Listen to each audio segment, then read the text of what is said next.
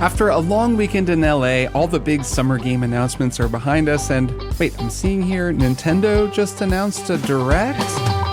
Welcome to Triple Click, where we bring the summer games to you. It's time for some post-SGF cleanup, where we talk about all the games and announcements that we didn't get to at last week's live show, including the fact that Nintendo just announced a Zelda game where you play as Zelda.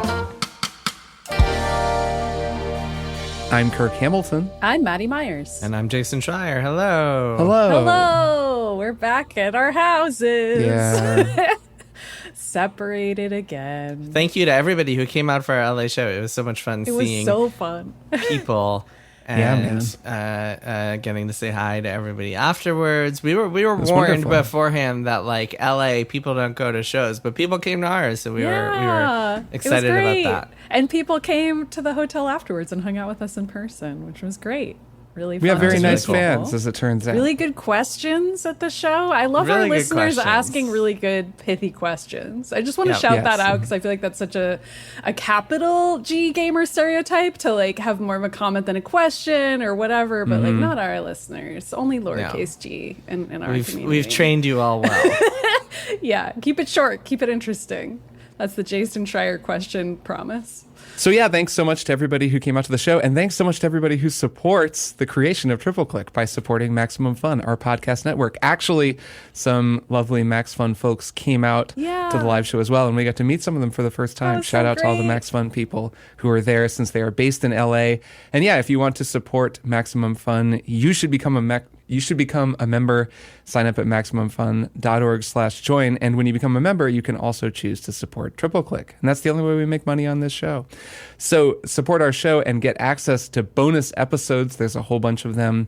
And we're going to record a new one pretty soon, all about Psych Odyssey, the epic length Double Fine documentary on YouTube. Maddy has finished it. We've all watched it. We have a lot to say about it. Everyone. It's very, very good. If you're listening It'll be an right excuse now, for you to watch watch it. it. It'll be a very good excuse for you to watch it. So yeah, MaximumFun.org/join. Become a member. Support our show. Thank you so much to everyone who already does so. All right, Jason, what are we talking about today? Today, we are talking about Summer Games Fest. Sort of. Really, we're talking about the summer in gaming. So on our live show, we talked a little bit about some of the stuff we saw, some of the stuff we played, but as we made very clear, some of the games were under embargo, and also some of the events had not happened yet. So we recorded our live show before Xbox did their showcase.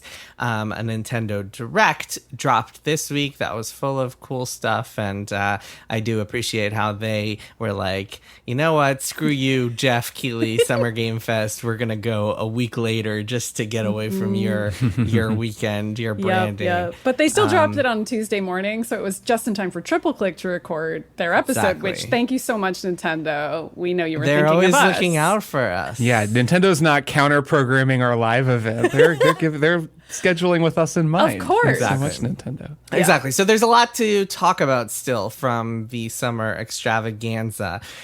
So let's jump into it. There's a bunch of kind of headlines to get to, but let's start with the Xbox show, because that happened just about 12 hours after we recorded our last episode. So that was Sunday, June 10th.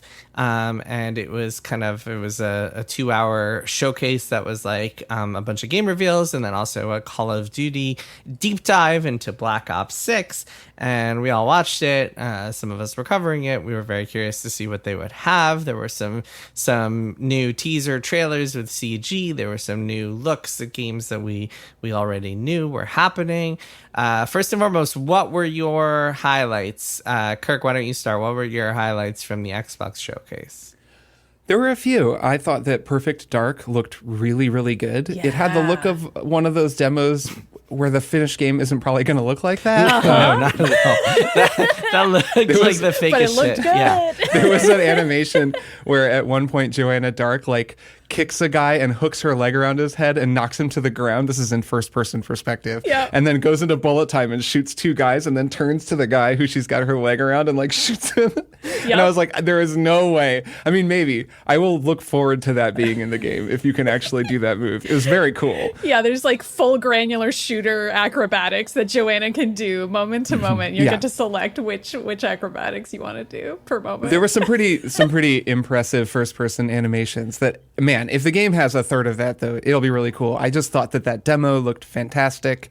An interesting development story on that game, I gather. Am I correct here that Crystal Dynamics has kind of swooped in and taken that game over and are now making it? Yeah. Which is fine, because even watching it, it felt kind of like their Tomb Raider games, same kind of mix of stealth and platforming and action, just from a first-person perspective with more of a kind of espionage lilt to it.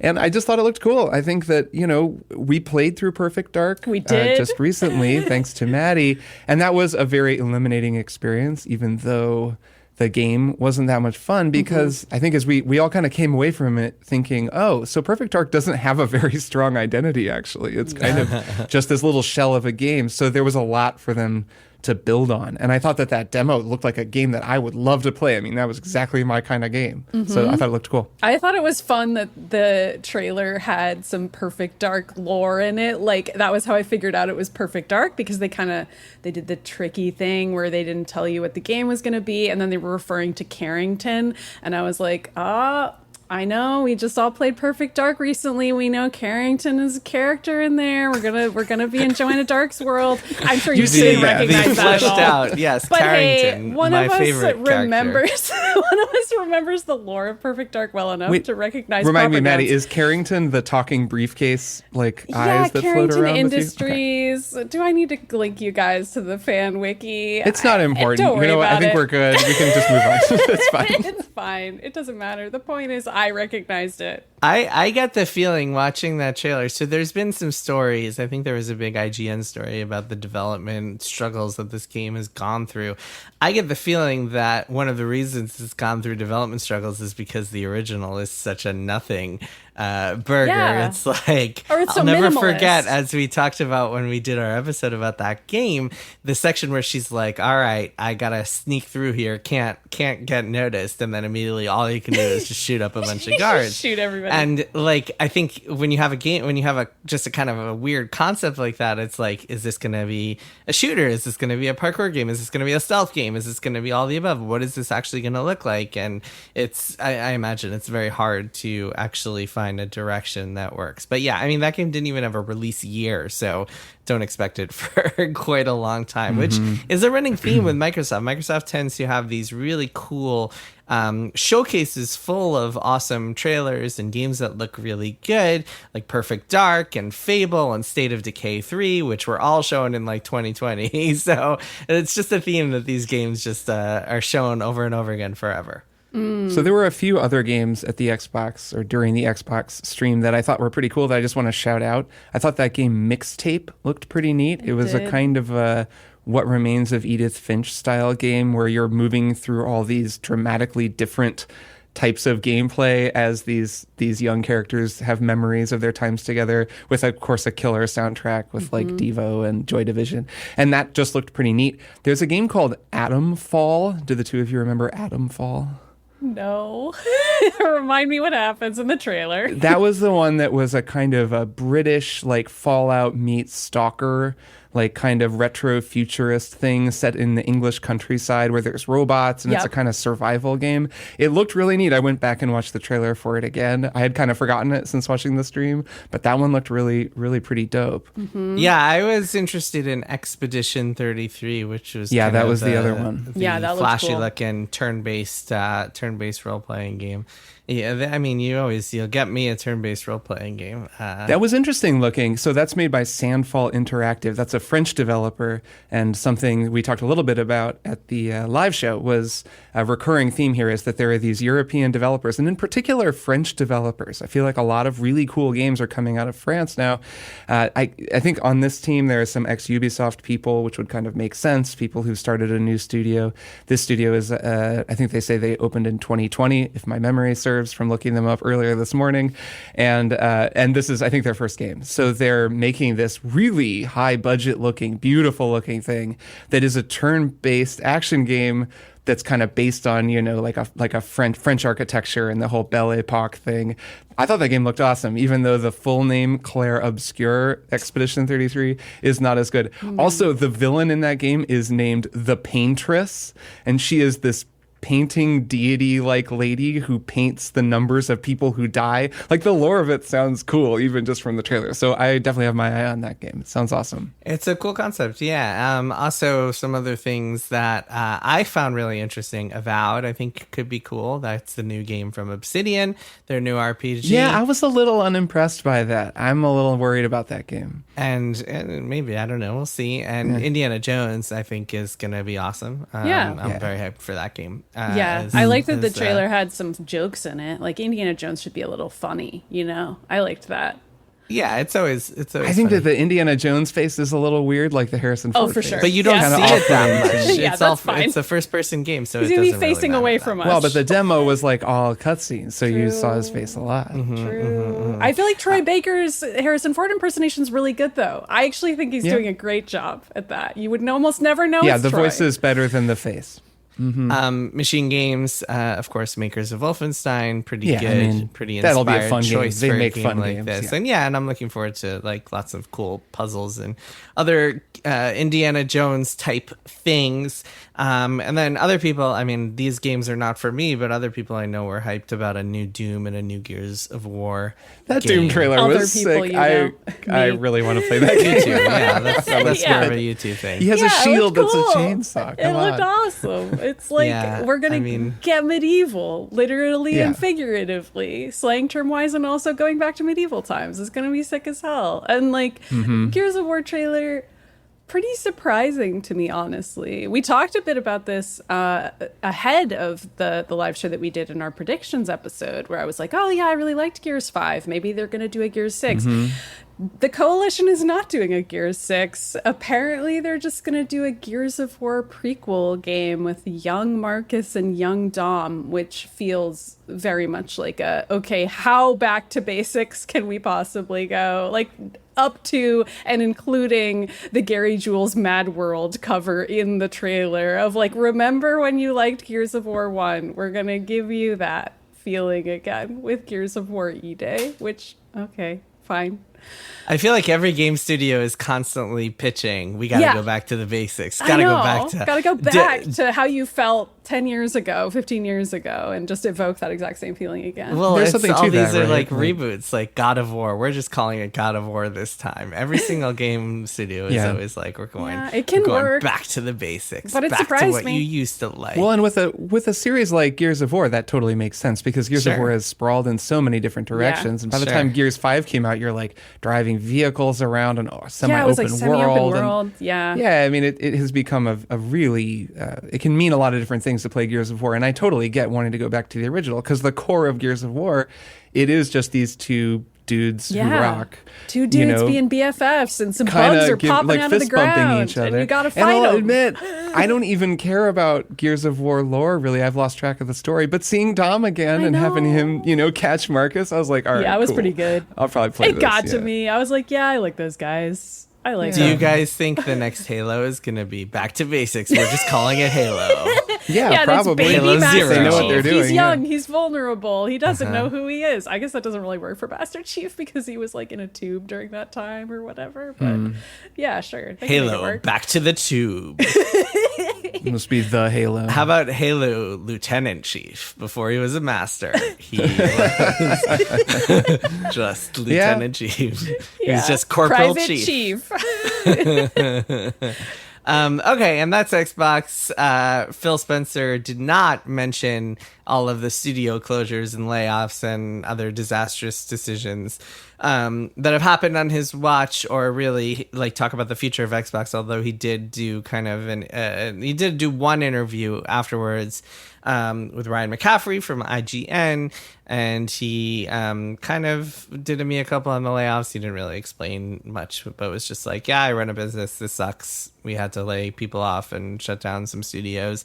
Also, one other thing that's notable here is that Doom was announced for PlayStation shortly after the announcement on the Xbox Showcase stream. Other games were not, other like first party games were not announced for PlayStation yet, but might come in the future. And it still seems, just I've gotten the sense that they are still not sure what this strategy is going to look like and what they're going to do with all these, like which games are going to come to PlayStation on day one, which are going to come to PlayStation later, which will come to PlayStation at all. It's all just kind of a confused mess in terms of their strategy because they just don't know what they're doing yet. Yeah, it's pretty weird. Yeah, that's all I have to say about that. It's weird. We're in a post-console wars environment now. Everything can be everywhere. Or at least entering that. Yeah. Which is nice. But then we had the other major event. We'll skip past Ubisoft because there wasn't really anything noteworthy there other than some games that we got to see, which we'll talk about a little bit later. And we'll jump ahead to the Nintendo Direct, this is the one company that is still releasing exclusive games. PlayStation and Xbox have both started releasing on other platforms, especially PC, but Nintendo is still sticking to its guns, doing the whole Switch thing. And so people came into this Nintendo Direct, I think, having low expectations. We know that the Switch 2 is expected March 2025 or so, spring 2025, let's call it. So this would be the kind of the finale, the final year of the Switch 1. People thought like maybe it's going to be a bunch of remakes and stuff, but no, they announced a new Zelda game where you play as Zelda. They announced a new Mario and Luigi game. They showed off Metroid Prime 4. Yeah, NBD. You're just running down the most exciting things that have ever happened, just right in a row. And just for me, they announced an Ace Attorney compilation of the Ace Attorney Investigations spin-off games, including one, Ace Attorney Investigations 2, that never actually was released in English until now. So very that exciting. Was pretty sweet. I've heard that game is awesome, so cannot wait for those. I mean, that single-handedly, like, one E3 is just having an Ace Attorney game. But yeah, what did you guys make of the Nintendo Direct? I just think it's really funny that you put Ace Attorney 4th as your personal one more thing lineup of how you, Jason, perceive the Nintendo Direct. Like, that's your order of importance. For me at least, I mean, yeah, it's cool, but playable Zelda in a video game? I was shocked by this. This had been rumored for a while, this specific game that they announced, which is sort of done in the visual style of the Link's Awakening remake that we talked about on the show back when it came out. This was rumored? I didn't know it was rumored. It was rumored, and the reason I know it was rumored is because Polygon's own Mike McWhirter kept telling me for the past several weeks that he's been seeing pretty credible rumors about it. And he was like, I'm gonna pre-write this, Maddy. I'm gonna pre-write this story. I was like, Mike, they're never gonna announce a playable Zelda game. You're crazy. He was right, folks. And we hit that story right away because Mike was out here. What are his sources? I don't know. I couldn't tell you, but somehow he knew. Wait, just to be clear, this was stuff he was hearing, or this was stuff that was on the internet? And stuff that was on the internet. There were rumors out there. I don't know. I was blown away by it. I couldn't believe this game was even shown at all. This was a story that was really huge for Polygon readers and huge for everyone in the world, I think. I mean, we were all freaking out in Polygon's internal Slack about playable Zelda. I can't believe this is happening, truly. Yeah, not just playable Zelda, but in a game that is coming out very soon and looks very fun. Yeah. I think the game looks great. Yeah. I mean, let's describe the mechanic to people who didn't watch the Direct. Yeah. So the game is called Echoes of Wisdom. Good name, I guess. Yeah, good Has a name. kind of a diorama-ish look. Looks a little bit like, some of the recent top-down or isometric Zelda games. And yeah, in this one, Link barely manages to rescue Zelda from wherever she is being held before being sucked into another dimension. And then Zelda breaks out on her own and is like, oh, crap, I guess it's up to me. Yep. And she has this wand that lets her duplicate items in the world and then put them in other places. So they show you kind of taking a table, and you zap the table with the wand, and then you have this whole menu you can cycle through. What do you want to make with the wand? You want to make a table? Okay. So then you make a table right in front of you, and then you can make another table, and it goes on top of that table, and you can sort of build a ladder to get up somewhere. This is a little bit like Tears of the Kingdom, Tears of the Kingdom in particular, where you're kind of building crazy bridges to get over things and coming up with your own clever solutions. And then each thing that you suck into the wand has its own unique mechanics attached to it. So it has this emergent, really clever style of gameplay that seems in line with more recent Zelda games and looks super fun. I mean, it's very cool that you can play as Zelda. That alone is a big thing to endorse this game. But I thought the gameplay of it looked so very fun. different and very, very cool. Yeah. It definitely looks unique. Yeah, there were some scenes of her kind of swallowing monsters and then summoning them as well. Yeah. She could like do a rock and then throw a rock. She could do like one of those kind of blade enemies and then jump on top of it and use it to spin around. Yeah, it did look pretty awesome. It's so funny that they're just like, oh, here's a Zelda game and it's coming out in 3 months. Yeah. And such another contrast from the Xbox showcase where it's like, here are these games that maybe you'll get to play in 4 or 5 years. And Nintendo's just like, no, we're just dropping we're this just brand quietly new Zelda working on game this. on you. So the aesthetic of this is actually taken from the Link to the Past remake. That's been the kind of diorama style clay-ish Zelda look that they're going with for these 2D games. I guess they're not really 2D, but 2D in the sense that they play like 2D Zeldas as opposed to 3D Zeldas. But yeah, that wand is a unique mechanic. It makes me wonder. One of the things that I've always loved about 2D Zeldas is dungeons with unique items and puzzles that have bespoke solutions and interesting mechanics as a result of those items. And this wand mechanic and the pseudo ultra hand that we're playing around with here seems like it'll be used, that you can use it in a way to solve puzzles in 1,000 different potential solutions, depending on what objects you've picked up and zapped into your wand. I wouldn't jump to that conclusion just yet, at least just personally. I think they can make the puzzles very particular if they want to. Sure, they can, but that's what they said in the trailer, is that like no player will have the same experience because you can solve all these different puzzles in different ways. Yeah, it'll be a mix of both. I think I'm very curious to see how that plays out, because you could kind of lose something if you find out that the solution to everything, the easiest way to beat everything is just to like conjure a bunch of beds and stack them on top of each other and bypass everything, kind of like in Tears of the Kingdom, how you can just build bridges using wooden logs. Tears of the Kingdom was still one of the best games I've ever played. Yeah, building long bridges ruled. So Yes, I was getting at that like it works, but it's like it's a very different feeling than the 2D Zelda games that we're used to playing. So just curious to see what it's like in action. Mario and Luigi was also a highlight for me. The game is called Mario and Luigi Brothership. It has this really interesting cel-shaded aesthetic, and it's the first new game in that series in a really long time. We've seen a couple of new Paper Mario games, a couple of remakes of Super Mario RPG, and then Paper Mario Thousand Year Door. But this is the first specifically Mario and Luigi game since, I believe, the 3DS, since Mario and Luigi's Dream Team, I believe, on 3DS, which was something like 2015.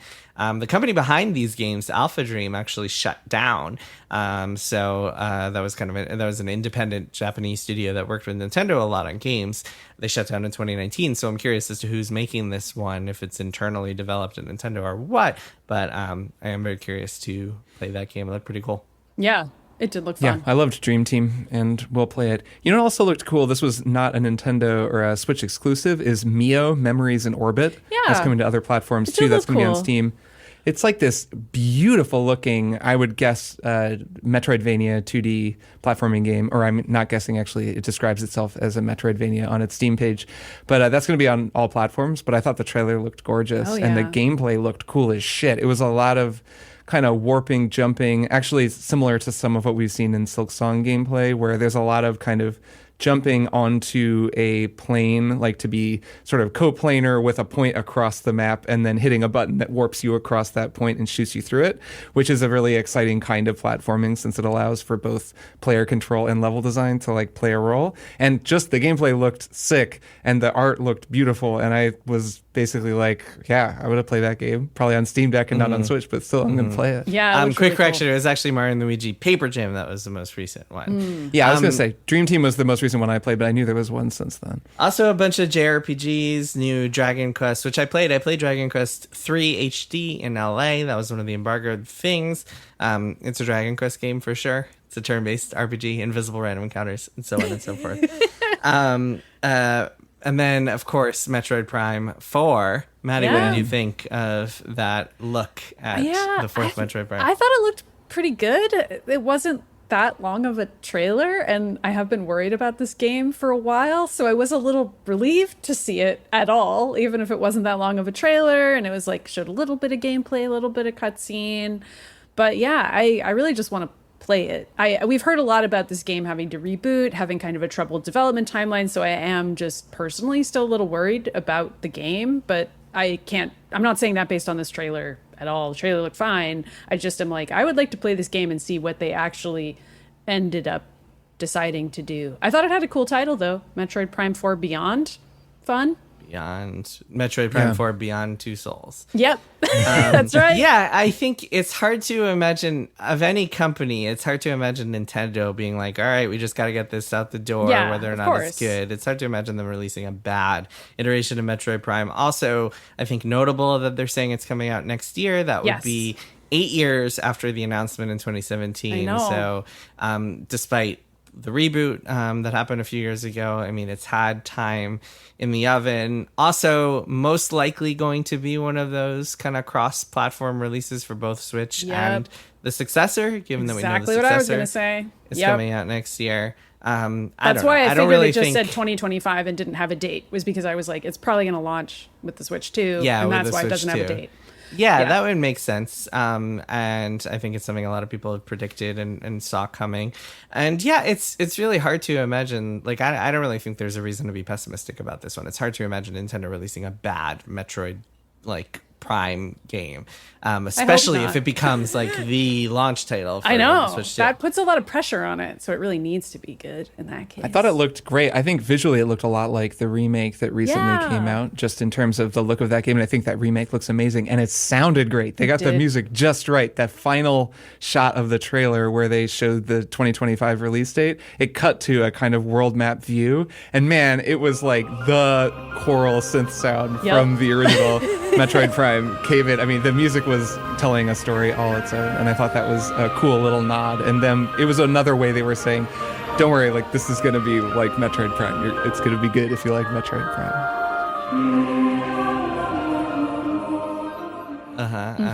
Yeah, the other game I want to flag real quick before we move on is Fantasian. So Fantasian, you guys might remember, I talked about this as my one more thing a few years ago, and this is a game from Mistwalker and Hironobu Sakaguchi, who's the creator of Final Fantasy. He left Square in 2004, and 20 years later, he is coming back to team up with Square again to publish this game and like free it from the iOS prison, because it was an Apple Arcade exclusive and it was only playable on iOS devices, which kind of sucked, because a game like that you don't want to play on your phone. A meaty, rich, like JRPG kind of sucks to play on your phone for a number of reasons. First and foremost being that, like, I remember vividly I stopped playing because whenever I switched to a new app on my phone, like if I got a text message and wanted to switch to that and then came back to the game, it had to start from the beginning. Like, it wouldn't save the progress and suspend it. So that was just like excruciating unbearable to play through. Yeah, so I'm really excited to give it to like start from the beginning and like play through the whole thing on a real platform, on a real gaming platform. And I imagine it'll be a popular, like, I imagine this will get a lot of attention because it's a new turn-based JRPG from the creator of Final Fantasy. And just kind of a cool story that it's like, apparently, I'm trying to find out, I'm talking to Square Enix and seeing if they'll let me talk to him to get the full story of how this all came together. But it seems, based on his Twitter feed, that he was like a big fan of Final Fantasy XIV and became friends with Naoki Yoshida, the creator, the director of Final Fantasy XIV, the MMO, and from that, they wound up collaborating on this thing. So that I think is a cool story and will be a fun game for me to force you two to play. I don't know if that's going to happen, but yeah, cool. Moving on, a couple of more things. So we saw and played some games that we weren't able to talk about last time while we were in Los Angeles that I think we should hit now, shall we? So let's talk about Star Wars Outlaws. That was one of the Ubisoft games that I alluded to earlier. Maddy, you and I both got a fair amount of hands-on time with this game, about an hour's worth of demo time. It was 3 different demos, each showing off like a different portion of the game. Maddy, what did you think of it? I thought it was pretty fun. I enjoyed it. I would have loved to have heard more dialogue because what I did hear I thought was funnier and snappier than what we saw in the trailers. And I remember thinking with the trailers, like, oh, these characters aren't really grabbing me and I really need story from a big open world Star Wars game. I need something to keep me interested in this if it's like a ragtag ensemble cast. But I liked what I heard. I like the mysterious robot guy. I think his name is ND5. I thought he was a fun character that they introduced in the part that we got to play. He was cool. And I like that the other characters in your little squad make fun of you, your main character Kay, a lot because she seems really arrogant in the way that like a Han Solo type would be. So I appreciated that dynamic.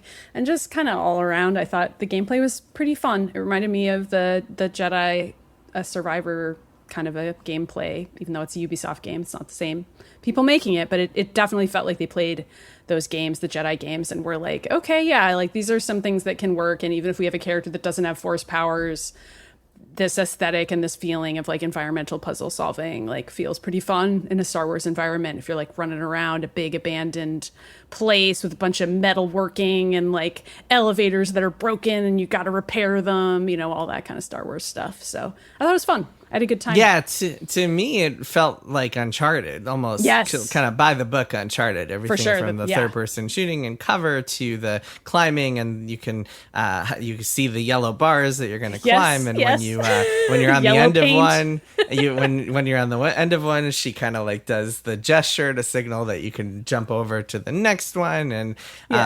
I think there were multiple times when Kay Vest, the main character, she jumped on a platform and then it fell and she slid, true Uncharted fashion. Of course, I left that demo and the guy who was overseeing it asked me what I thought, and I was like, well, that sure was a video game. And I think he interpreted that as like a dig on it, but I just meant that like, yeah, that was a video game. Like, I'll play it. It was fun. It was enjoyable. It was a very AAA the experience. I imagine that this game will like live or die based on how good its story is, and if its story is really good, then it'll be awesome. But it's not going to do anything that we haven't seen a million times before. There's TIE fighting, space dogfighting, space against TIE fighters. There's a speed bike that you drive around. There's like side quests you find in the towns. There's shooting and jumping. There's a little critter pet thing that you have, little alien that you have that you can send to distract guards or like to hijack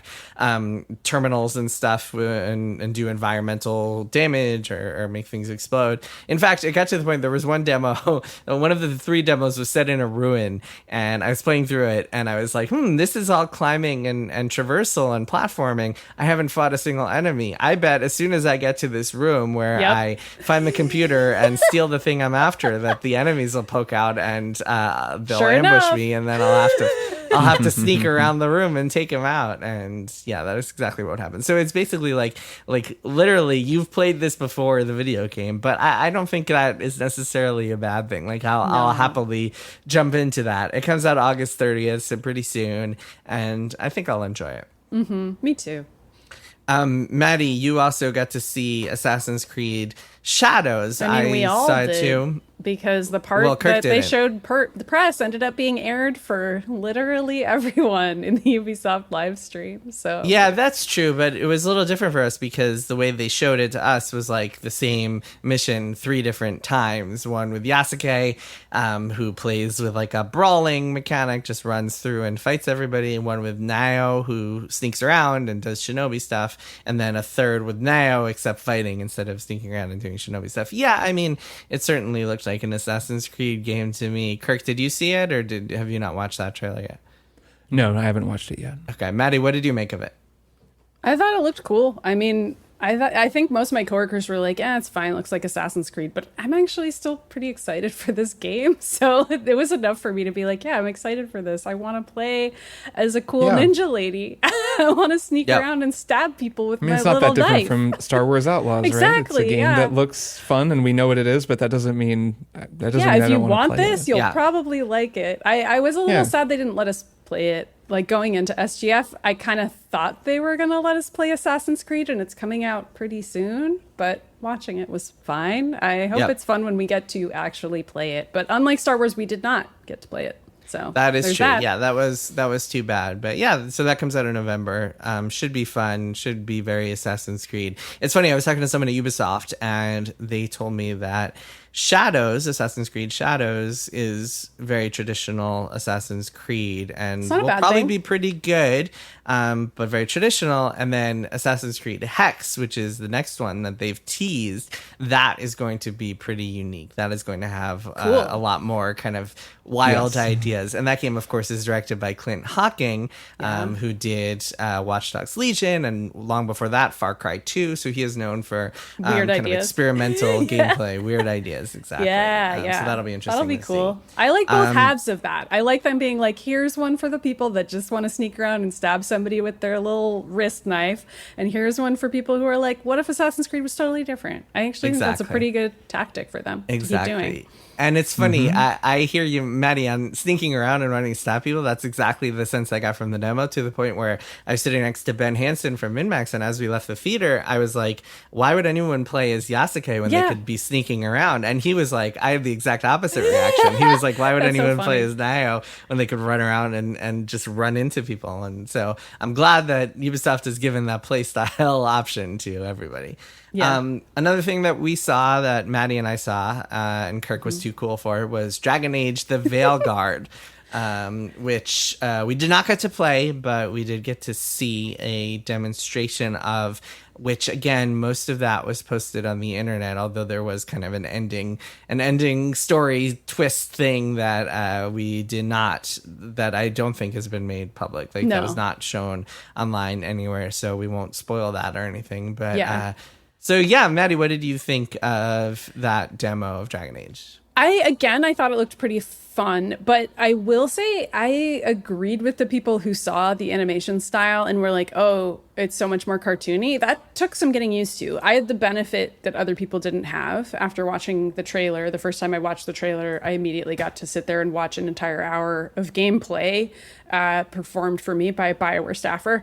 And that meant that I kind of like forgot what the trailer looked like. And then I also just kind of got used to how different the art style looks, but it is really different. Like it is more cartoony. It's really stylized. The characters' faces don't look as kind of photo real. It's not to say I need every game to be photo real, but I am kind of used to Dragon Age trying to be on some level, and it was interesting to me that they just chose to go in a totally different direction art style wise.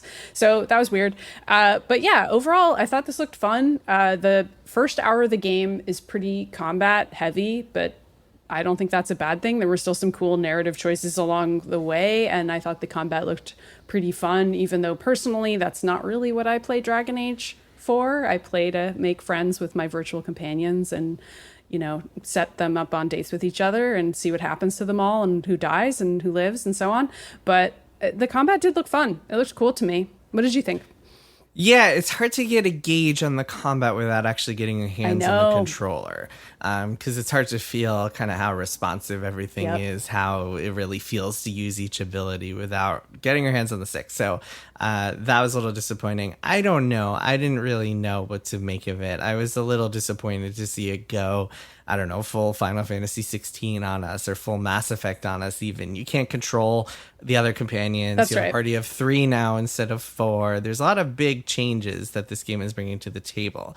The dialogue tree seems more like Dragon Age 2, or like kind of simplified than than, I don't know, the old school style. And it's so, man, I mean, these guys are very unlucky releasing this just a year after Baldur's Gate 3, which changed so much of like what we expect from these big meaty computer RPGs, and I think that might work against it. I don't know. I'm reserving judgment until I actually play it, and I'm very much looking forward to sitting down and spending several dozen hours diving into Tevinter and getting to know Solus again and all those other dudes. But yeah, it's I don't know. I certainly didn't leave the demo feeling like, oh man, I'm so hyped for this game, but I also didn't leave it thinking, oh, this is gonna suck either. Yeah. And I really want it to be a win, because if it's not a win, who knows what'll happen to BioWare. So I know. And I think they know that, like, at least in my session, they kept telling me over and over that the story and the narrative were really important to them, and that they knew people wanted that, and they just kept emphasizing that over and over. And I was like, okay, so you get that this is where people are coming from, and that people played Anthem and it didn't really have what they wanted, and what they're looking for here is like the romance, the intrigue, the drama, characters fighting with each other and bickering and having chemistry or not. And they were really trying to tell me that's what the game has, but it's also tough with like a first hour of the game. That's all we saw. That's mostly combat heavy, because you're starting right in the thick of this dramatic action, which I think is a good way to start a video game, for the record. But it also means that it's hard for us to tell, like, what is the actual story of the game going to be? Are we going to be forming relationships with these characters over many hours and liking them, or are we going to feel like they fall flat in some way? It's impossible to know at this stage. Yeah, and after playing Baldur's Gate 3, not to harp on this too much, but like, you can play so much of that game without getting into a fight, just kind of tactically sneaking around and passing persuasion checks and jumping through windows and misty stepping and all that good stuff. And to suddenly see this just be nonstop, like fighting purple monsters, it felt like a little bit of a walk back in terms of what I want from an RPG. But again, I don't know. I don't want to be too harsh on just the first hour of the game. Yeah. You know, I watched the gameplay demo and it looked fine as like an action RPG. It looked fun enough. But I do think that's something that Dragon Age has going for it that sets it apart from Baldur's Gate is the world building, the lore, the story. I went back and reread this explainer that I wrote for Dragon Age Inquisition about the lore that explained all the different factions and Orlais and the Tevinter Imperium and Ferelden, and how all of these different political organizations are pushing against one another, and the history of Thedas and all of this. And it's all really cool. It is actually really interesting. There are these built-in conflicts between each group within every country, and within even subgroups within countries, you know, social groups and religious organizations. And they've really put a lot of thought into this, the people who originally wrote Dragon Age, David Gator and his writing team. And that's a great foundation for a story. And I will say that the story stuff that I saw in that intro seemed really true to that. I mean, they were still tying it back to the events of Inquisition in a very clear way. Solus is there, you know, Varric is there. They are talking about things that have happened. And I think we're going to see all those characters, you know, Cassandra is the new divine or whatever, like all these characters who went through major changes in Inquisition. There's no reason for them not to be back in this game. And the more I thought about it, the more I realized that that's going to be this game's greatest strength. And they'd have to really work to screw it up. Like what Dragon Age 2 did, for example, where they just went to Kirkwall and like none of it really mattered. Like you just didn't see anything from anywhere else because you were in this one town.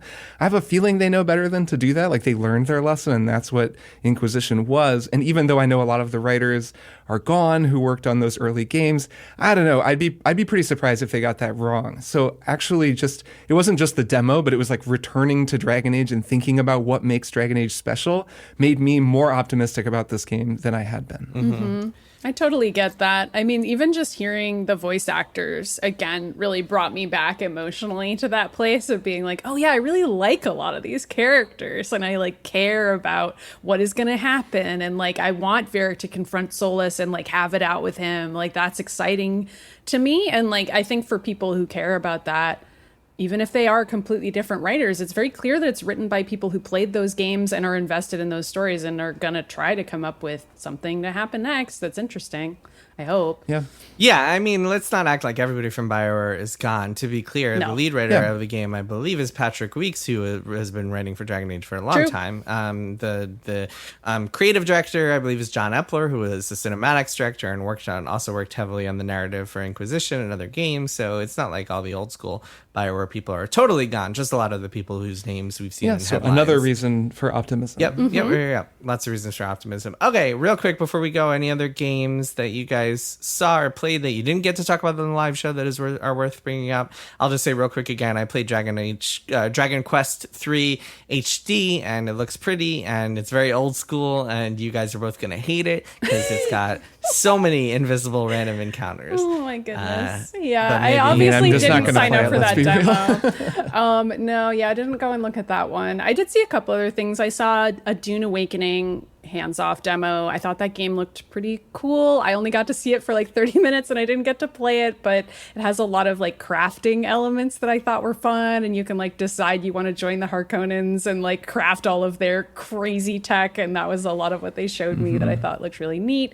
And I played a little bit of Path of Exile 2, never played Path of Exile 1, but I thought Path of Exile 2 was pretty cool, and I was like, oh, this is like very different. It's like Diablo, but with a dodge roll. I don't know if you two have ever checked out Path of Exile at all, but it's way No, I know about harder it. and like more Souls-likey because it incorporates a dodge roll and like a lot of precision combat mechanics.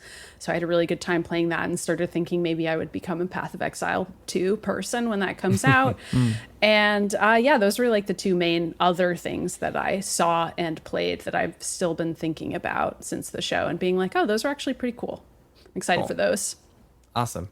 My only one other game is Metal Gear Delta Snake Eater. Oh, yeah. Which I find myself pretty excited for. So whenever that does come out, I will be playing it. Yes, we did not see a demo of that, to be clear. That was just a game No. that you were Just a excited about. trailer. Just that we saw a little bit more Yeah. gameplay of Yep. it, and I was reminded that it is happening, exists. and I am excited about it. One last one I will drop at you guys before we take a break is Monster Hunter Wilds, which I Right. saw a behind closed doors demo of that was super cool. Lots of just endemic systemic gameplay. There was just this 15-minute ride where you're just chasing this one big monster around, and it goes through all sorts of shenanigans.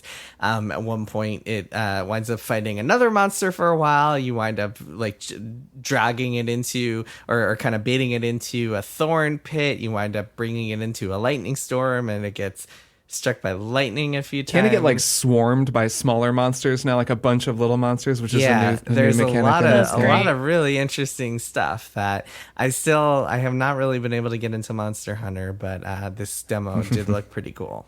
I hope this is the game that I get the two of you into Monster Hunter, because could it'd be see very it. fun to Maybe. talk about it on the show. It would be fun. But you do fun. have to kind of do the buy-in. You have to get go, really you have into to it, pretty yeah. get into it to really get what makes it so good. But it is those games are amazing. Awesome. All right, let's take a break, and then we'll be back with one more thing. Hello, sleepyheads. Sleeping with Celebrities is your podcast pillow pal. We talk to remarkable people about unremarkable topics, all to help you slow down your brain and drift off to sleep. For instance, we have the remarkable Neil Gaiman. I'd always had a vague interest in live culture, food preparation. Sleeping with Celebrities, hosted by me, John Moe, on MaximumFun.org or wherever you get your podcasts. Night-night. You can't really know if your own show is any good. So I asked my kids about ours. Is Jordan Jesse Go a good show? No, definitely not. It's really bad. I would say out of 10, maybe like a 4 out of 10. It's just really boring. Yeah, 0. Subscribe to Jordan Jesse Go, a comedy show for grown-ups. And we are back. Kirk, Maddy, it is time for one more thing. Maddy, start us off. Sure. So I played a little bit of Valorant because it is on consoles now in beta, and Polygon got some beta keys for this. So some of us have been trying it out. I played Valorant on PC when it first launched. This is like the Riot Games Twitch shooter where characters have abilities, which makes it sound a little bit like it's an Overwatch style, but it's really a lot more like a Counter-Strike in the sense that the abilities matter to gameplay, but also every character is like Twitch shooter style. Like you need to switch to your knife so that you can run as fast as possible. There's like points on the map where you set up the bomb and you have to either defend the point or defuse the bomb, et cetera, et cetera. If you played Counter-Strike, you know what I'm talking about. And I used to play Counter-Strike when I was a teenager, and I'm not capable of maintaining the Twitch shooter capabilities that I once had. So when I played Valorant on PC, I was like, this is fun, but I think I'm good on this. And now many years later, it's out on the Xbox. And this part is really interesting because they've had to try to make a Twitch shooter that's like really tactical and competitive possible on a controller. And they've done something pretty cool that I'm sure other games have done, but I just haven't personally experienced it, where they have an effect where when you press down the left trigger to aim, it automatically slows down your reticle. And you can adjust how fast your aiming reticle moves the rest of the time in the game, so you can line up headshots just normally without pressing down the left trigger, but you can also have this additional slower speed that you can adjust, and it's called focus mode in the game, and it's really good. It feels great. It just, the way that the change in speed is telegraphed for you just feels really good. All of it works really well and almost makes me feel like I could be good at Valorant, but I think I'm good. But yeah, I enjoyed playing it, and I thought it was impressive what they were trying to do with a game that is pretty difficult to make into a console port and to try to make fun for people who are playing with joysticks instead of a mouse and keyboard. That's cool. Does it also have aim assist, or is that the main way that they give you benefit? Not that I saw in the controls. If that's there, I didn't find it. But yeah, no, they want it to be hard. Like, that is really how they market the game, is that it's a difficult tactical shooter, and you need to The Xbox port aiming. is you are playing only with other Xbox players. There's not crossplay with PC? There's not crossplay with PC. There might be crossplay with PlayStation, though, because it's also on the PS5 right now. And you're using a controller. Yes, the question I am. would be if you're playing with people with a mouse and keyboard. Well, so they could have some sort of... Go ahead. I do know that people are using mouse and keyboard on console, and it's causing huge problems, and people are mad at anyone who is trying to do that, as customarily happens anytime somebody plugs a mouse and keyboard into a console and forces it to work in a game. I've seen some headlines about that. So I don't think they're intending to do any console crossplay with PC because it feels so different. It is because of just the nature of a Twitch shooter. Like it is just slower with a controller, and it's not really fair if you're using a mouse instead. So I don't think they're planning to do crossplay. Gotcha. Kirk, what's your one more thing? My one more thing is a demo that I played as part of Steam Next Fest for a game that I was aware of but had not played and I'm extremely excited about, called Tactical Breach Wizards. So Steam Next Fest, to I'm sure most of our listeners who already know, but maybe some who don't, is a really cool thing that Steam, I don't know how long they've been doing this, but they're doing it right now, where every game that signs up for Steam Next Fest is coming out fairly soon and has a demo. And on your Steam page, like in your Steam app on your PC, you can just go to Next Fest, just scroll through, and if you see a game that looks cool, you just hit download demo, and it doesn't even take you to a new window. It just starts downloading the demo. So I just went through and downloaded a ton of demos. I actually have a lot that I haven't played. There are so many different games. I mean, there's a million cool-looking, mostly indie games coming out. And Tactical Breach Wizards was a game I was aware of because I'm a big fan of its creator, Tom Francis. So Tom is a former game journalist who I think the two of you probably know him, or at least know of him. He made the game Gunpoint, which was a huge hit. He was working at PC Gamer, I think, at the time, and then also working on Gunpoint. And then he released Gunpoint, and it wound up being this smash hit and let him move into game development full time. Since then, he made a game called Heat Signature that I actually missed. I should go back and play it, but I just didn't play it. And now comes Tactical Breach Wizards. This game is awesome. The demo is so good. I just recommend everybody download it and play it. It is it's a tactical game, a kind of turn-based game where you're breaching rooms and then having to clear them effectively. But what makes it so great is the writing and the story, which is very similar to Gunpoint. Gunpoint was the same kind of idea. Tom's a very funny writer, and he's really good at writing quips and very deadpan humor. So the way this game actually plays out, you are a tactical breach wizard. So you're like a wizard. You have a machine gun, but it's actually kind of ends in a staff. So you look like you're kitted out in tactical military gear, but you have a wizard hat on. But the guy also has like one of those cool tactical earpieces like underneath his wizard hat. So he looks like one of those gruff special forces operators, except he's also a wizard. Good. And it's a really funny mix of those two aesthetics that is funny consistently, like for every bit of it that I played. And so you'll stack up at the door, you and your partner, and you're, faces to one another on opposite sides of the door, and you're getting ready to breach because you are tactical breach wizards. So the whole game is about the moment before the breach where you make some quips to one another. Didn't think we'd be here today. Well, actually, I did. And you can always choose your responses very similar to Gunpoint. And the responses are all very funny. And I don't know how much they affect the narrative, but it like makes for really good banter. So a lot of the game is banter. You spend a long period of time just making jokes at one another in front of the door. Then you breach the door. And then you go in and it's kind of a puzzle. Like you have to figure out, how do I get over here? Should I take cover? Is this guy going to get a turn? And you have the ability to sort of look into the future and make your decisions based on what might happen. Kind of like Into the Breach? Yeah, a little similar, yeah. And to a lot of these kind of tactical games where you can see one turn ahead and then rewind time and try it again. Here, the character is the wizard's ability is that he can see into the future. Cool. But yeah, it's like you kind of, if you look into the future and nothing bad happens, then you just played out the turn. Like it's basically just a rewind mechanic, but it's really, really well designed. It's very smart. Tom makes these very tight, very well designed games, but it's also just hilarious. You're constantly knocking wizards out of windows. He's very big on knocking people out of windows, which Gunpoint also was. And it's just a wonderful game. Like, the world building, the constant sort of low key humor of it, at least it really, really worked for me. So I recommend people check out the demo, which is free. You can just go check it out. And then the actual game is coming out in August, and I'm definitely going to play it. And we'll talk about it on the show more when it's out. But cool. Yeah, Tactical Breach Wizards. That's it's exciting. Awesome. That's pretty soon. Yeah. All right. Why One More Thing is a YouTube video called The Spectacular Failure of the Star Wars Hotel by Jenny Nicholson. Did you watch this whole thing? I watched this whole fucking thing. That's why it's my One More Thing, because I watched the whole thing. I never thought it's very rare for me to watch a 4-hour YouTube video, but I was listening to our friends at the Hard Fork podcast, and Casey Newton over there was like, I watched this entire thing. It was gripping. I'd seen people mentioning it, but I was like, I don't really care about the Star Wars Hotel, so I'm not going to watch this. But then I started watching it, and Jenny Nicholson, who spends most of the time just talking to a camera while wearing funny hats, is very charismatic and edits this video in such a way that makes you want to keep watching it all.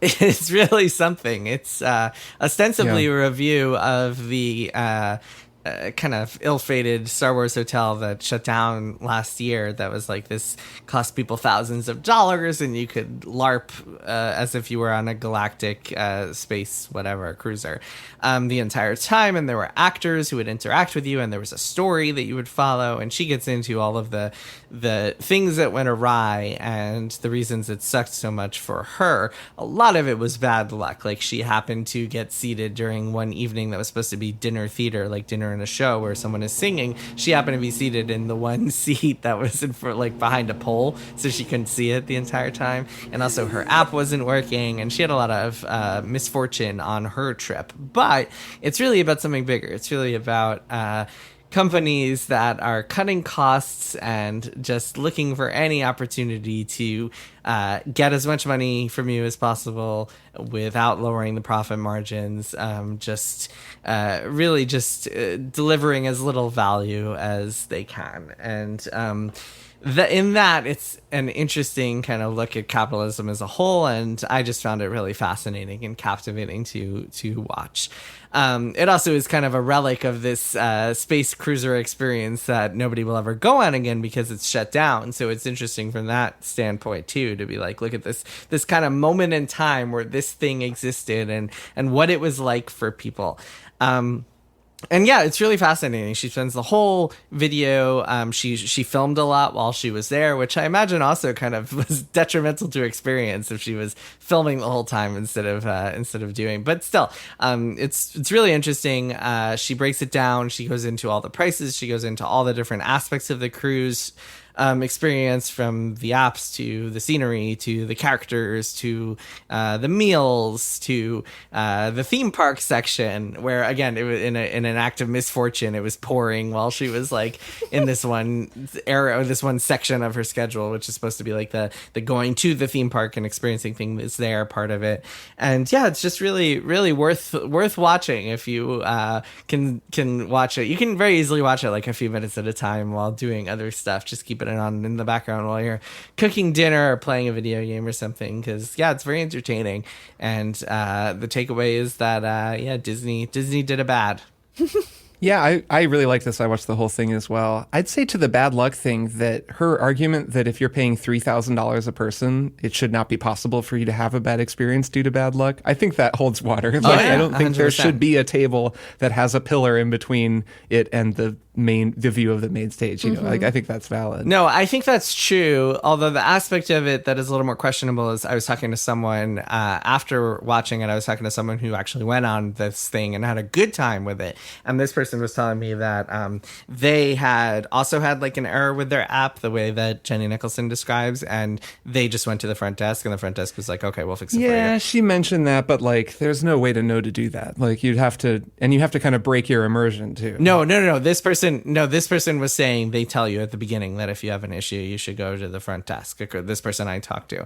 Maybe they started doing that later, because she mentions that in the video. But the other thought I had, well, two other thoughts that I had related to this video on sort of other topics. One is that I think the video is a pretty good outing of all the influencers that sold this thing as something that it wasn't. I think she's very effective at that, without even naming names or going after people individually. Just that she didn't say that she was a YouTuber with a really big following. She just kind of went and brought her camera and then had a pretty bad experience. And I think it becomes clear when you go and watch clips from some of the videos that she shows where people are like really misrepresenting what it was, or people didn't even go to the whole 3-day event. I think she really captures the feeling of exhaustion you get at a super booked, 2-night, 1 full day trip, especially when you spent that much money and you feel all this pressure to like squeeze the marrow out of every bone to get the most out of it because you're paying so much money, and how that's a lot of money for most people too. So I thought that was really effective. And the last thing is, I kind of came away feeling like it was an example of the enshittification of Disney live resorts. Have we talked about enshittification on this show? Have we gotten into that? Yeah, well, that's what I was talking about earlier, the cutting costs, the profit margin. Yeah. I mean, it's just enshittification of everything in the chase for greater profit margins above all else. So that's true, and I think that's like a broad definition of enshittification. I'm referring to that Cory Doctorow essay about enshittification as this kind of specific process, and something that she gets at here is that some of the things that you're seeing at the Star Wars Hotel are things that would maybe previously have been included at Galaxy's Edge at the amusement park, but have been kind of pulled out so that only the people who are paying the premium of going to the hotel can see them. And that's the feeling I think that people are getting more and more at Disney, is that they're kind of degrading the experience for the lowest paying user so that they can get ever more money out of people. And it's not just that they're like getting cheaper, it's that they're making the experience worse, so you have to pay more so that then you can skip the lines and then you can have the cool live show at the restaurant or whatever else. And that I think really comes across in this video, that this is something Disney is doing across the board and is a really big problem, especially for people who really like Disney because they feel so taken care of, or they've always felt like, Disney's going to give you a good experience no matter what. Yeah, she mentions at the very beginning of the video Spirit Airlines, which is the concept of Spirit is that the base flight is very cheap, but then they nickel and dime you on everything else. And it feels like Disney, among other companies, has gotten to this place where like the base price isn't cheap, but then they still nickel and dime you on everything else. And it's kind of, we've become the frogs getting slowly boiled in water with all of this stuff, the different little things suddenly becoming fees, suddenly getting fees attached to like everything from, I don't know, having more legroom on airplanes to like Wi-Fi in certain places. And yeah, it's just everything is just or like sit at the better table, or have the slightly more exciting experience at the Disney hotel. Like that is very similar. Yeah, it's a great video. I co-sign sign. People should watch Yeah, it. It's awesome. It's really interesting, and again, she is extremely captivating, and she's very good at painting this picture and talking. She's funny. I've watched some of her other videos. Yeah, she's a good YouTuber. She's really general. good, a very good YouTuber, and also the entire time she's got like all these plushies in her background, and she's clearly like this humongous theme park nerd talking about all of her theme park experiences. It's very funny. All right, on that note, it is time to say goodbye. We will see everybody next week, where we'll be talking about Elden Ring. Yay. DLC. Very exciting. All right. See both of you then. Bye.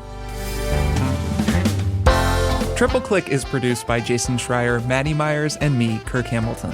I edit and mix the show and also wrote our theme music. Our show art is by Tom DJ. Some of the games and products we talked about on this episode may have been sent to us for free for review consideration. You can find a link to our ethics policy in the show notes. Triple Click is a proud member of the Maximum Fun Podcast Network, and if you like our show, we hope you'll consider supporting us by becoming a member at MaximumFun.org/join. Find us on Twitter at TripleClickPod, send email to tripleclick@MaximumFun.org, and find a link to our Discord in the show notes. Thanks for listening. See you next time.